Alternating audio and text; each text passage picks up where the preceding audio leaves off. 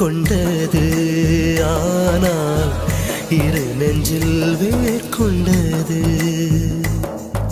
சலங்கையே கொஞ்சம் பேசு, மௌனமே பாட பாடு, மொழியெல்லாம்